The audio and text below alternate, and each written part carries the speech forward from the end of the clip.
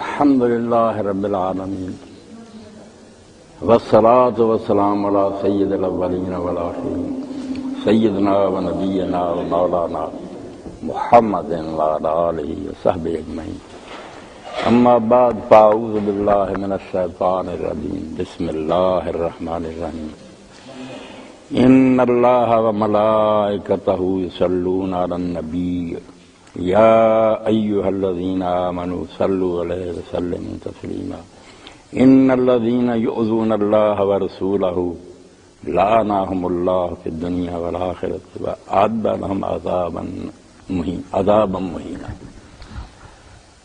واجبت کریم حاضرین کرام، سب سے پہلے تو محترم ڈاکٹر صاحب نے جو سورہ حجرات کی آیت کریمہ پڑھی کہ ایمان والو اللہ کے رسول علیہ الصلوۃ والسلام کی آواز سے آواز اونچی نہ کرو اور نہ آپ کو اس طرح بلاؤ آپ سے اونچی اونچی آواز سے باتیں کروں جیسے آپس میں کر لیتے ہو، ورنہ ہو سکتا ہے کہ تمہیں پتہ بھی نہ چلے اور تمہارے آواز ضائع ہو جائیں۔ تو اس کے بارے میں ایک واقعہ جو حدیث میں منقول ہوا کہ وہ اپنے اور آپ لوگوں کے ایمان کی تازگی کے لیے عرض کرنا چاہتا ہوں کہ رسول کریم علیہ الصلوۃ والسلام کے جو خطیب تھے نا، جب وفد آتے تھے مختلف قبیلوں کے تو ان کے ساتھ ان کا خطیب بھی ہوتا تھا جو پھر اپنے قبیلے کے مفاخر امتیازات کہ ہماری یہ خوبیاں ہمارے یہ کام بیان کرتے تھے۔ تو عرب میں پہلے بھی طریقہ تھا، میدان مینا میں بھی ایسا کرتے، جس قبیلے کا خطیب اور شاعر قابل ہوتا تھا نا وہ اپنے قبیلے کو جتا دیتا تھا، سارا سال پھر اس قبیلے کی عزت ہوتی تھی کہ یار اس شاعر نے اور خطیب نے اپنے قبیلے کے کمارات جو ہے نا منوا لیے رہو۔ تو رسول کریم علیہ السلام کے جو خطیب تھے نا جب ایسے وفد آتے تھے وہ حضرت ثابت بن قیس بن شماس سے رضی اللہ تعالی، ان کی آواز بڑی اونچی تھی۔ جب یہ آیت کریمہ نازل ہوئی تو پھر مجلس نبوی میں آنے سے ہٹ گئے، گھر میں رہنا شروع کر دیا۔ تو رسول کریم علیہ الصلوۃ والسلام نے ایک دن پوچھا کہ ثابت کے بارے میں کسی کو معلوم ہے کہ کیا سبب ہے، وہ آ نہیں رہا، بیمار ہے یا کوئی بات ہے؟ تو ان کے پڑوسیوں نے کہا ہمارے علم میں نہیں، اللہ کے رسول علیہ السلام دریافت کریں گے۔ اگلے دن انہوں نے آ کر بتایا کہ رسول کریم علیہ السلام ہم ملنے گئے تو وہ گھر میں بیٹھے ہوئے تھے، رو رہے تھے، بیمار نہیں تھے۔ ہم نے ان سے پوچھا تو انہوں نے کہا میری آواز اونچی ہے، میں اپنی آواز کو پست نہیں کر سکتا، مگر قرآن مجید میں یہ بات نازل ہو گئی ہے کہ حضور کی آواز سے اگر اونچی آواز ہو گئی تو تمہارے اعمال برباد ہو جائے، اس لیے جو مجلس کی حضوری سے میں محروم ہو گیا اس پر رو رہا ہوں، کیا کروں گا؟ تو نبی علیہ الصلوۃ والسلام سے جب یہ بات کرتی گئی تو حضور نے فرمایا یہ حمید زندگی گزارے گا، قابل ستائش اور تعریف والی زندگی ہے، ایسے ہی کام ہوگا اس سے کہ ان میں کوئی تان نہیں ہوگا اور شہید فوت ہوگا۔ ہاں، حمید زندہ رہے گا اور شہید وہ دنیا سے جائے گا۔ اور قرآن مجید میں پھر ساتھ ہی آیت اتر گئی کہ جو لوگ اپنی آوازوں کو رسول اللہ کے سامنے پست رکھنے کی کوشش کرتے ہیں اللہ نے ان کے دلوں کو جانچ لیا، ان میں ایمان اور تقوی ہے، ان کے لیے بڑا اجر ہے، ان کے قصور معاف ہوں گے۔ انعام اترا اور حضور نے بلا کر کہا یار تیرے لیے پھر اللہ نے نرمی کر دی کہ جن کی نیتیں بد نہیں وہ کوشش کرتے ہیں، ان الذین یغضون من اصواتہم، تو واقعی پھر وہ بڑی پاکیزہ زندگی گزار کر گئے۔ اور جب مسلمہ کذاب نے دعویٰ نبوت کیا، وہ جھوٹا نبی بنا تو اس کے خلاف جنگ ہوئی حضرت صدیق اکبر کے زمانہ میں۔ تو یہ ثابت پھر جو ہے نا کچھ قدم مسلمانوں کے اوپر گئے، بڑی جرأت سے وہ لڑے جھوٹے نبی کے ماننے والے، حقیقت الموت اس واقعہ کہتے ہیں۔ تو اس وقت دو آدمی اگر ثابت کرنا رہتے تو شاید مسلمان کچلے ہی جاتے۔ 40,000 مسلمہ کا ساتھی قتل ہوا تھا، وہ سچے دل سے مانتے تھے کہ اللہ کا نبی۔ حضرت ثابت بن قیس اور حضرت عبداللہ بن مکتوم جو نابینے تھے جن کی یہ صورت اتری تھی، ان دونوں نے کرنا میت والی خوشبو لگائی، زندہ ہوتے ہی اپنے آپ کو حنوط کیا اور میدان میں کھڑے ہو گئے۔ انہوں نے کہا مسلمانوں جو تم نے کرنا کرو، ہم یہیں کھڑے کھڑے مارے جائیں گے۔ ان کی وجہ سے پھر باقی لوگ ان کے قدم بھی جم گئے اور فتح ہو گئی۔ تو جو آپ نے فرمایا تھا کہ یہ ثابت پاکیزہ زندگی گزارے گا اور اس کی موت شہادت کی ہوگی، واقعہ ایسا ہی ثابت ہوا۔ تو یہ واقعہ میں نے عرض کر لیا تاکہ میرے اور آپ کے ایمان میں کوئی تازگی پیدا ہو کہ قرآن جب اتر رہا تھا اور لوگ اس پر عمل کرتے تھے تو اس کا کیا طریقہ تھا۔ اب ہم قرآن مجید کی تلاوت کرتے ہیں اور عبداللہ ابن مسعود رضی اللہ عنہ کی بات ہو گئی کہ اللہ تعالیٰ نے تو قرآن اتارا تھا کہ اس پر عمل کرو، مگر لوگوں نے اس کے پڑھنے کو عمل بنا لیا کہ صرف پڑھتے جاؤ، ایک ایک ارب پر 10 نیکیاں ملتی، عمل والا کھاتا خالی ہو گیا۔ حالانکہ قاری صاحب بیٹھے ہیں، اللہ تعالیٰ جب کہتا ہے یتلون حق تلاوت، ٹھیک ہے پڑھنا بھی آتا، مگر عربی زبان میں تلاوت ہوتا پیچھے پیچھے چلنا، تلاوت بھی تلاوت اسی لیے کراتی کہ لفظوں کے پیچھے پیچھے چلتے ہیں۔ اصل معنی جو صحابہ کرام نے فرمایا یتبعون حق اتباع، کہ قرآن کے پیچھے پیچھے چلتے ہیں، پیروی کرتے ہیں، جو روکتا ہے اسے روکتے جاتے ہیں، جس کا حکم دیتا ہے وہ مانتے جاتے ہیں۔ جیسے حق ہے نا پیچھے پیچھے چلنے کا، وہ کام کرتے ہیں۔ تو اللہ توفیق دے، ہم صرف قرآن مجید کو پڑھیں نا، پہلا مرحلہ پڑھنا ہی ہے، پھر سمجھنا اور عمل کرنا، اللہ تعالیٰ اس کی ہمیں توفیق دے۔ پھر قرآن ایسی بات ہے کہ جیسے علامہ اقبال فرماتے ہیں کہ تم گلہ کرتے ہو کہ اللہ تعالیٰ نے ہمارا ساتھ چھوڑ دیا، ہمارے پہلے جو تھے انہوں نے یہ دین کی خدمت کی، اللہ تعالیٰ یہ کرتا رہا، آپ کیوں روٹ گیا؟ تو بہت سیدھا سا جواب دیا، پھر وہ معزز سے زمانے میں مسلمان ہو کر اور تم خار ہوئے تار کے قرآن ہو کر، کیا رشتہ تمہارا اللہ سے، آپ مدد چاہتے ہو کیوں مدد کرے؟ وہ باقی کافر اس کی مخلوق نہیں، فرق پہلے تو ایمان اور تقویٰ کا تھا۔ تو اب میں نے جو آیات پڑھی سورہ احزاب کی، اس میں یہ موضوع ہے آ گیا۔ پہلی آیت تو ہم جانتے ہیں کہ اللہ اور اس کے فرشتے اللہ کے رسول علیہ السلام پر صلوات کرتے ہیں، ایمان والو تم بھی حضور پر صلوات بھیجو اور سلام بھیجو جیسے سلام بھیجنے کا حق۔ یہ ایک پہلو ہے احترام اور تعظیم کا۔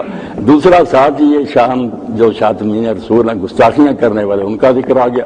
ہمیں صلوات کا حکم ہوا، ساتھ ہی بتا دیا ایمان والے تو اس نعمت کی قدر کریں کہ رسول علیہ السلام جیسا رابر ملا، مگر دوسرے ظالموں کا ذکر کیا، ان الذین یؤذون اللہ ورسولہ۔ کچھ ایسے نامراد بھی اس دنیا میں جو اللہ رسول کو دکھ دیتے ہیں، دکھ یہی دینا کہ گالیاں دیتے ہیں، سب و شتم کرتے ہیں۔ صلوات کے مقابلہ میں سب ہے، ادھر درود و سلام ہے، ادھر گالیاں، ان کے لیے اللہ کہتا ہے لعنہم اللہ فی الدنیا والآخرہ۔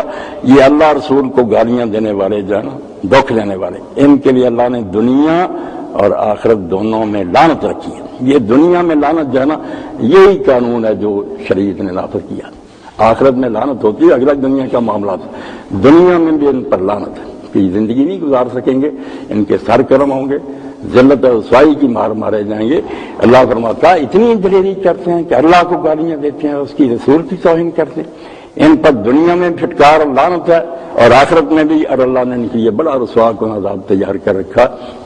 دوسری بات مرتدین کے بارے میں آتا سورہ بقرہ میں، یہ لوگ صریح الفاظ مانگتے، صاف لکھا، صاف، بہت سے جرائم جن کا نہیں، یہ لواطت کا فعل ہے۔ زنا پر کوئی امت برباد نہیں ہوئی، لواطت پر ہوئی، قوم لوط پر، مگر کہیں قرآن میں لواطت کی سزا بیان نہیں۔ زنا کی آئی کوڑے مارو حدیث میں یہ کہ جو اغرام اور لونڈے بازی کرتے ہیں، فعل برا ہے، پوری قوم تباہ کر دی اللہ نے، مگر عذاب نہیں، وہاں آ گیا عذاب، سزا نہیں قرآن میں مقرر۔ شراب کے بارے میں کہا گیا کہ شراب جو ہے نا بہت بڑی بات ہے، رسول اللہ نے اس پر کوڑے لگائے، بعد میں حضرت عمر کے زمانے 80، مگر جو خنزیر کھانا ہے، مردار کھانا ہے، کوئی سزا اس کی قرآن حدیث میں نہیں۔ اس لیے کہ جو جرائم بہت حد سے بڑھ جاتے ہیں، ان کی سزا پھر حالات کے مطابق قاضیوں پر چھوڑی گئی ہے۔ کہہ دیا گیا کہ لعنت سے بڑی سزا کوئی نہیں، یہ لوگ پھٹکارے ہوئے ہیں اور ان کا زمین پر زندہ رہنا زمین پر بوجھ ہے، مگر اس کے لیے فیصلہ کیا ہو کہ یہ زندہ آگ میں جلا دیے، زندہ آگ میں جلایا ابو بکر صدیق رضی اللہ، حضرت علی رضی اللہ زندہ جلائے جو ان کو خدا کہتے، حضرت ابو بکر رضی اللہ وہ ایک شخص تھا خدا، اس کے بارے میں سارے علاقے میں تھا کہ وہ بدفعلی کراتا، مفعول تھا۔ آپ نے صحابہ سے مشورہ کیا تو فیصلہ یہی ہوا کہ اس کو زندہ جلایا جائے، اس نے سارا علاقہ گندہ کر دیا۔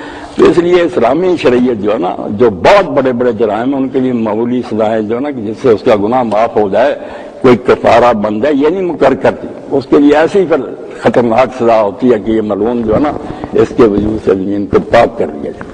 اسی لیے رسول کریم علیہ السلام کے بعد حضرت ابو بکر صدیق رضی اللہ تعالیٰ عنہ تھے، ان کے سامنے ایک شخص نے حضرت ابو بکر رضی اللہ کو برا کہا، تو حضرت ابو بکر رضی اللہ کو انجایا، ایک سننے والے کو بڑا تیاش آیا کہ خلیفۃ المسلمین کو گالیاں دے رہا، وہ پاس بیٹھے نے کہا کہ حضرت مجھے اجازت دیں کہ میں اس کا سر قلم کروں۔ حضرت صدیق غصہ کو پی گئے، پہلے غصہ میں تھے، اس کے کہنے پر پی گئے۔ وہ آگے اٹھ کر چلا گیا گالیاں دینے والا. تو آپ نے اس سے پوچھا محب سے کہ اگر میں اجازت دے دیتا تو قتل کر دیتا؟ اس نے کہا ہاں میں نے کوئی کسر چھوڑنی تھی، اور میں اسی لیے غصہ پی گیا کہ وہ غیر شرعی قتل ہوتا. اللہ کے رسول کے صلی اللہ علیہ وسلم کے علاوہ کسی کا دین میں یہ مقام نہیں ہے کہ اس کو گالی دی جائے قتل. بے شک مجھے گالیاں دیتا، مقابلے میں تم بھی دے دو یا معاف کر دو. نبی علیہ السلام کی یہ حیثیت ہے کہ جو ان کو گالیاں دے وہ نہیں زندہ چھوڑا جاتا. اور اسی لیے رسول کریم علیہ السلام کے زمانہ میں ایک نابینا صحابی تھے، ان کی یہودیہ لونڈی تھی، بہت خوبصورت تھی، اور 2 بچے اناروں جیسے اس سے ان کے پیدا ہوئے تھے، مگر آپ کو گالیاں دیتی. بہت روکتے گئے، نہیں باز آئی. ایک دن انہوں نے خنجر پھر اس کے پیٹ میں چبویا، اس وقت چھوڑا جب وہ مر گئی. صبح نبی علیہ السلام نے نماز کے بعد اعلان کیا کہ مدینہ میں ایک قتل ہو گیا، کسی کو اس بارے میں مارو. وہ کھڑا ہو گیا، اس نے چل کر آ کر کہا حضور میں نے قتل کیا، میری بیوی تھی، خوبصورت تھی، محبت بڑی تھی، 2 بچے بھی ہیں میرے. وہ اس فعل سے باز نہیں آتی تھی. تو آپ نے فرمایا نہ دما حدر، اس کا خون دینا، اور آئے گا کوئی اس پر نوٹس نہیں لیا جائے گا. اور دین کی جو حکمت اور فلسفہ اس کو سمجھیں. یہ لوگ دنیاوی نقصان جن چیزوں سے اس بارے میں بڑے بڑے قانون بناتے ہیں، کبھی سزائے موت اور پھانسی تک بھی چلے جائے، منشیات پھیلاتے ہیں. منشیات کیا؟ جسم کو نقصان پہنچتا ہے. 4 چیزیں صرف دنیاوی ہیں جن کا شریعت بھی سامان کرتی ہے کہ ان کی حفاظت ہونی چاہیے. 5ویں نہیں ملاتی: جان، مال، آبرو اور عقل. یہ اصول جو شاطبی نے لکھی ہے الموافقات، کہ سارا دین اور سارا قانون ان 4 چیزوں کی حفاظت کے لیے، کہ جان کسی کو نقصان خواہ نہ پہنچے، کسی کی عزت اور آبرو نہ لوٹی جائے، اس کا مال جو ہے اس کو غصب نہ کیا جائے، نہ ڈاکہ زنی ہو، اور عقل جو ہے نا اس کو معاف کرنے والی یہ منشیات وغیرہ ان کا کاروبار نہ. یہ سارے مانتے ہیں نامراد. جب 5ویں بات آتی ہے کہ یہ ساری دنیا سے متعلق ہے، اور جو چیز ابدی زندگی کی دامن ہے دین، اس کو اگر کوئی چیز نقصان پہنچا کرے، کوئی لٹریچر، کوئی ذرائع ابلاغ یا کوئی مبلغ، تم منشیات کو روتے ہو کہ یا پھر ان کھلا دی، اور دین برباد کر رہا.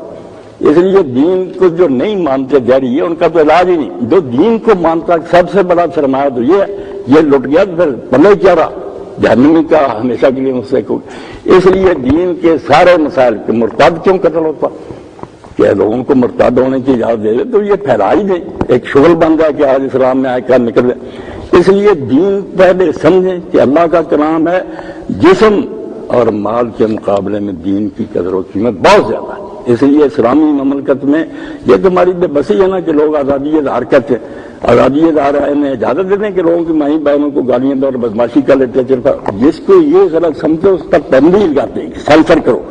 دین کے خلاف لٹریچر، قرآن جھوٹا ہے، رسول جھوٹا. جو ممادے ہوئے نا اسلامی حکومت کے جب ہم غالب تھے، ان میں لکھوایا جاتا تھا کہ تم عیسائیت کی تبلیغ اپنے بیٹوں کو بھی نہیں کر سکتے، اپنے بیٹوں کو عیسائی نہیں بنا سکے، خود مرنا ہے کافر مرو. یہ جو مولوی صاحب کی جو مرتد کی قتل اس میں آپ تبلیغ کا باب پڑھیں، ہم ان کو تبلیغ کی اجازت دیں گے کہ پھیلا دو لوگوں کو کافر بناؤ. بھائی پہلے اسلام کی پوزیشن سمجھو، کو آئین ہے کائنات کے لیے اللہ کا، وہ کائنات کا بادشاہ ہے، وہ اپنے قانون کی مٹی پلیز ہوتی رہنے دے، اپنے نمائندے کی بےزتی ہونے دے. تمہارا ذرا سا یہ سفارتی ہے بھی نہیں، قابو آیا ساری سلطنت ہل گئی. رسول کون ہے؟ اللہ کی طرف سے نمائندہ کائنات کا حاکم ہے، وہ اس کی کرم کر اللہ تماشا دیکھتا رہا. اس لیے نہ مرتد سارے مسئلے سمجھ میں آ جائیں گے اگر آپ یہ سمجھ لیں کہ جان، مال، آبرو، عقل، ان کے لیے بنیادی قانون بڑے غیرت مند بناتے ہیں کہ یہ محفوظ. دین کی فکر نہیں کرتی. کوئی ہمیں مرتد کر دے، کوئی عیسائی کر دے، بھائی جہنمی بنا دیا اس نے، منشیات سے صرف مر جاتا، ایک پہلی موت ہو سکتی. دین برباد کر رہا اور آپ کہتے ہیں ان کو آزادی اظہار کے نام پر اجازت. سب رسالے ان کے ضبط ہونا چاہیے کہ مسلم مملکت میں رہنا ہم باہم ساغر ہوں. سورج توبہ میں کہا جزیہ دو ہاتھ پر رکھ کر، اور دوسرے نمبر کے تم اقلیت بند کر رہا ہو. یہ ہم کہتے ہیں برابر کے کیوں برابر کے؟ ایک کافر ہے بے دین جو اللہ رسول کو نہیں مانتا، ایک مسلم ہے. میرے سامنے واقعہ کہ جلسہ ہو رہا تھا کانگریس کا، مسلمان رہنما بھی اس وقت کانگریس کا ساتھ دیتے تھے. آزادی کا جو نعرہ تھا تو مولانا محمد علی جوہر رحمۃ اللہ علیہ تقریر فرما رہے تھے. گاندھی جی بھی چٹ کسی نے بھیج دی کہ ایک طرف گاندھی جی ہوں اور ایک طرف ایک مسلمان ہو جو شرابی ہو، زانی ہو، بے نماز ہو، ساری برائیاں، کون سا بہتر ہے؟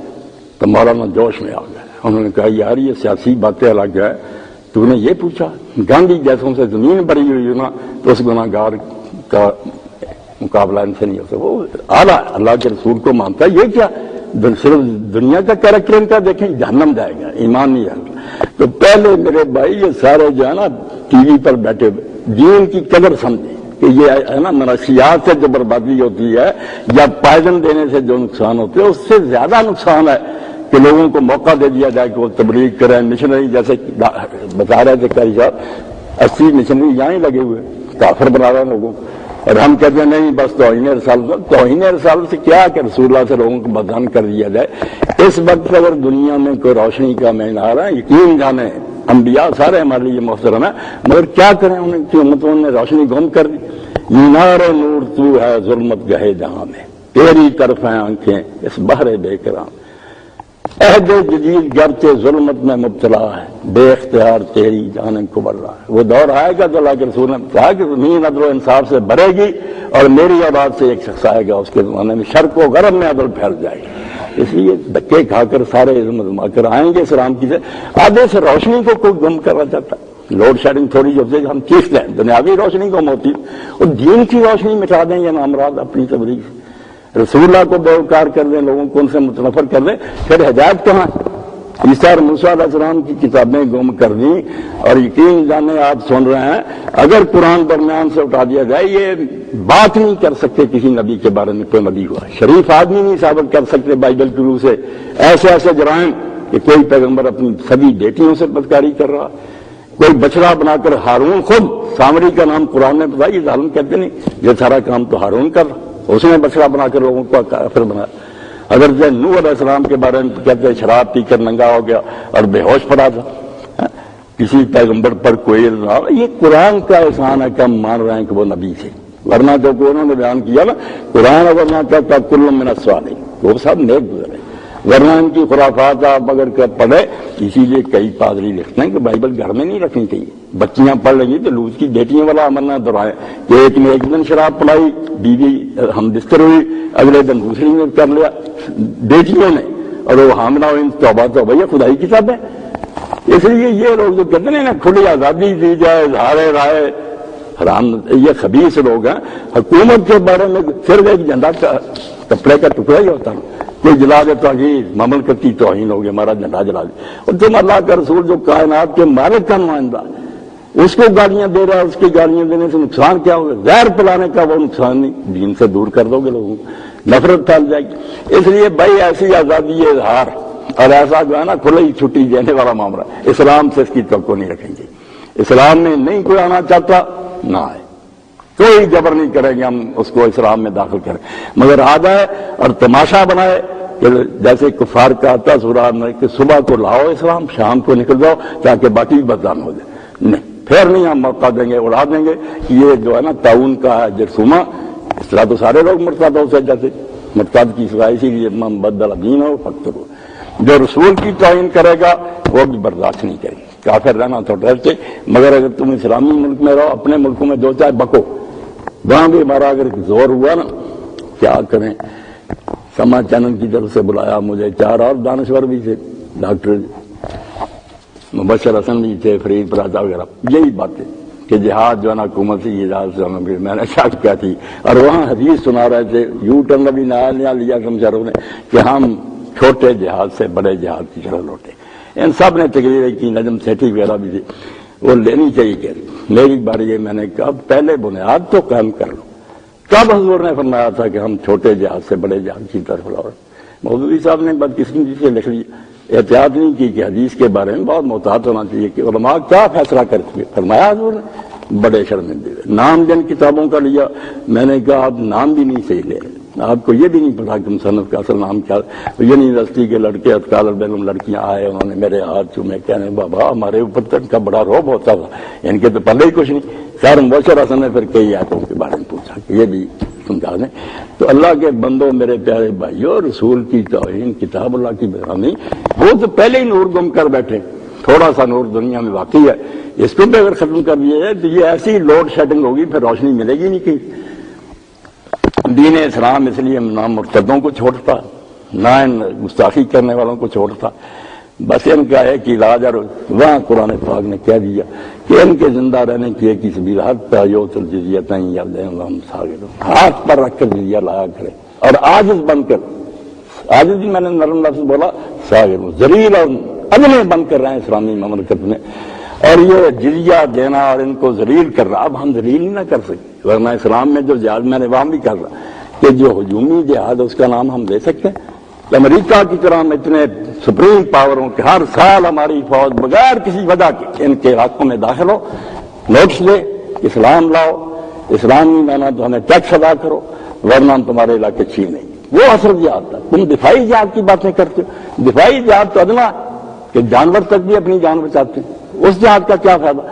جہاد اصل میں جو تھا ہجومی تھا کہ کفار کو نوٹس دو کہ زمین خدا کی ہے، ہم اس کی فوجیں ہیں، یا ایمان لاؤ ورنہ کم از کم ٹیکس ادا کرو اور ہمارے ماتحت ہو کر رہو، اور دین کی اشاعت میں رکاوٹ نہیں ڈالیں۔ یہ نہیں حق تمہیں دیا جائے گا کہ تم پروپیگنڈے کرو، لٹریچر شائع کرو، تبلیغیں کرو، کفر کی، اسلام کو غالب کرنا، ہم تمہیں کفر پھیلانے کی اجازت دے دیں، جیسے زہر کی تجارت کی اجازت نہیں دی جا سکتی۔ اسی طرح اسلامی حکومت میں مشنری، تبلیغی ادارے، کتابوں کی شاید بالکل ضرور، یہ ہماری بے بسی ہے، کر نہیں سکتے، ورنہ اللہ کے رسول کے دین کے خلاف پروپیگنڈا کہ جو تھوڑا بہت نور دنیا میں موجود ہے وہ بھی مل جائے۔ تو یہ میں نے تمہیداً کچھ باتیں جوش میں کہہ دی، کیا جاتا ہوں میں جوش جنوں میں تیرے اسرار، مجھ کو بھی اطلاع دے میری آشفتہ سری کا۔ اب آپ جو پوچھنا چاہتے ہیں پوچھے، ان کے علاوہ بھی کھلا میدان ہے، صلاح عام ہے یاران نقطہ کے لیے، جو جی چاہے پوچھے بلا جی، یہاں نہ کوئی مولوی ہے نہ کوئی ڈاکٹر صاحب، سیدھے سادے مسلمان ہیں، میں بھی آپ کا بھائی ہوں، جو آپ کے ذہن میں سوال آئے، چھوٹے ہیں بڑے ہیں، سب پوچھیں۔